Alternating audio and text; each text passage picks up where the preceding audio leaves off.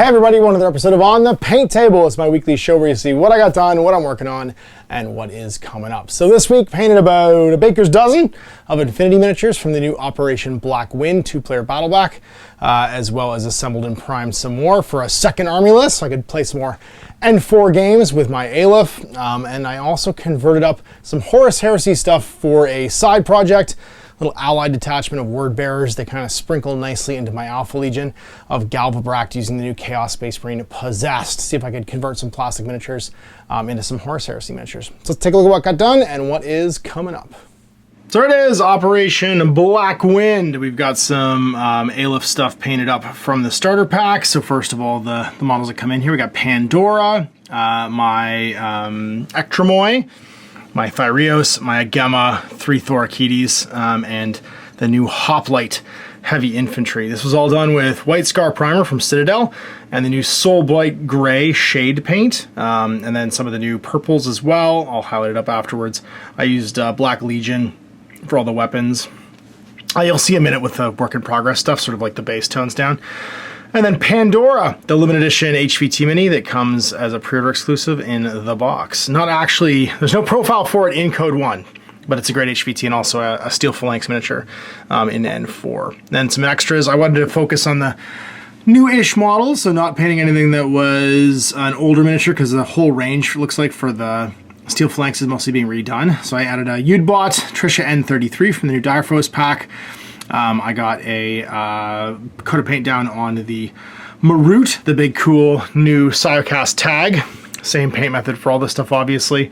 And then I used a couple different colors here. I used the new yellow from the contrast paints, as well as, I can't remember what bright red that is. It is a contrast paint, and then I highlighted it up with some Fire Dragon Bright and some little bit of white mixed in to give it that sort of total finish when it was all said and done. Real easy paint scheme. I gotta say, as usual, the contrast Citadel shade line makes painting Infinity miniatures wicked fast. And if you take your time and highlight it up, you can get some really great results. It's kind of like the opposite of airbrushing. You're just going with a white primer or a gray primer and then throwing the colors on afterwards. Really happy with the Udbot. One of the new modern Udbots. I think it's actually from an 012 pack. I just painted up as an Aleph mini. And then Hippolyta, also from the 012 packs. I already had the pre-order Hippolyta from the original Operation Kaldstrom painted up, so I painted the current one for my Aleph using the same techniques. And she got a huge stat boost in N4. And then Trisha N33, this is the character from Defiance, who's the Aleph character. I painted her up as well. All the pants, I don't think I actually mentioned, but all the pants are done with the Rattling Grime and the Browns or Mornfang Brown. Can't remember what base coat I used. Might be Wildwood. The bases are done with Citadel Astrogranite. I washed a little bit of Citadel Doombull Brown into the middle to give it some brown tone, and then dry brushed it with, I think it's Althwan, it's an edge paint, and then a little bit of just regular white, and then the base trims were done. And that was it. 13 minis painted. I painted up enough for a Code 1 game, and then also a 300-point list for N4. It's just the Hoplite taken out, basically, for the 300-point list. A nice fun Marut list. Everyone likes playing against Maruts. Just ask Jordan. And this was my HVT for that game. Because she's not a Aleph miniature, she's a Steel Phalanx mini. So I couldn't use her like a pure Aleph list. That's it. 13 minis done for Infinity this week. And you can see here I also kind of like production line prep more stuff. So I figured I would add to the Aleph and do some OSSS. I painted up a Daikini fire team here with an HMG, a sniper, and a paramedic, and then 2 of the divas, so the Diva Hacker, and then the Team Rocket Diva, who's one of my favorite old minis. I was trying to stay away from some of the older minis, but I don't think any of the OSS stuff is going to get updated anytime soon, so I'm not super worried about it. It's more the Steel Phalanx stuff. I didn't work on Eudoris because as soon as I built this guy, all of a sudden there was a picture of his new miniature, so I'm like, okay. I guess you won't keep it. I built him, and then there was a new release photo of all of it. And then I built the new Siocast Probots. One is the Evo Hacker, one is the Total Repeater Combi Rifle, and a Rebot as a Flash Pulse Baggage Bot. The last mini this is the other Direfos HVT, which I'll paint up too. It's not part of the army, it's just a cool HVT mini. And then as I was doing that, I unpacked a bunch of my Morats because I want to do a new Morat list. So my very, very old Raziat, an older, but still I think super cool looking Suryat, and then the original Yaogat Sniper, although there are new sculpts for literally all of these things. I'm just going to finish these off because I've got these already and I want to play some games with them. They deserve it. They deserve a cool paint job after all this time.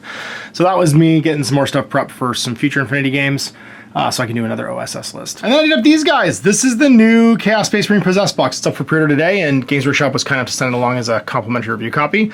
It's very rare a box comes along where I want to like kit bash and go crazy all of a sudden, but this one made me do that. I was like, these are perfect Horus Heresy Galvabrak, so I started hacking and cutting and throwing Horus Heresy bits on to make them look like they were the exploding Space Marines from the Word Bears. I really just mixed and matched a bunch of spare heads I had and backpacks to make them like Horus Heresy Contemporary. I also carved up some of the more chaosy bits, so it looks like the armor's like starting to mutate, but it's not maybe as far gone as it is in 40k. And added some weapons and stuff too. So there's a chainsword normally on this guy. I gave him a power sword. That's actually an upgrade you can have for the Galvabrak. I changed out all their backpacks. Gave them all Mark 3 and 4 heads. And Mark 3 and 4 shoulder pads. So it's just, I'm excited about this because I want to do a little sprinkly ally detachment of Word Bearers. They're the super bad in Horus Heresy, and I feel like this gave me the option to have the kit in plastic and make it for myself, make it kind of unique. And I just got inspired. So I kit bashed them, so you guys can check them out. And maybe for some Zone Mortalis games, I'll do like a little 750 to 1,000 point Chaplain-led, or maybe Diabolist-led Galvabrak detachment, or not even Galvabrak, just a Word Bearers detachment to fight against Jay's Dark Angels. So there you go, the painting for this week. 13 models done, lots of stuff working on being converted, and lots of painting to go. So big thanks for watching. We'll see if what gets done next week. Till then, I'm Ash. Hey there, I hope you enjoyed that video. There are tons of other games already recorded for you to watch. Click over to my channel page if you haven't already, and have a look through the dozens of playlists full of videos. I guarantee you'll discover a game you haven't seen played before. I put out new videos 7 days a week, and every day is themed to a different genre as I continue to explore the wider world of gaming. Of course, none of that's possible without you, the viewer, so click a like and subscribe if you'd like to stay on top of what's happening here daily. My 2 kids and I are massively grateful to be able to have the flexibility of this job so I can always maximize my time with them. If you want to support me continuing to put out this content, it's only possible because of my amazing backers on Patreon who support the studio, equipment, and model cost, as well as being how I make the bulk of my living. You can also help out by buying a t-shirt through Spreadshirt, a measuring gauge or widget from Death Ray Designs, or buying one of my games and supplements like Last Days, Gamma Wolves, and Blaster. As a way of showing my appreciation, patrons get early access to new games and supplements that I write throughout the course of the year.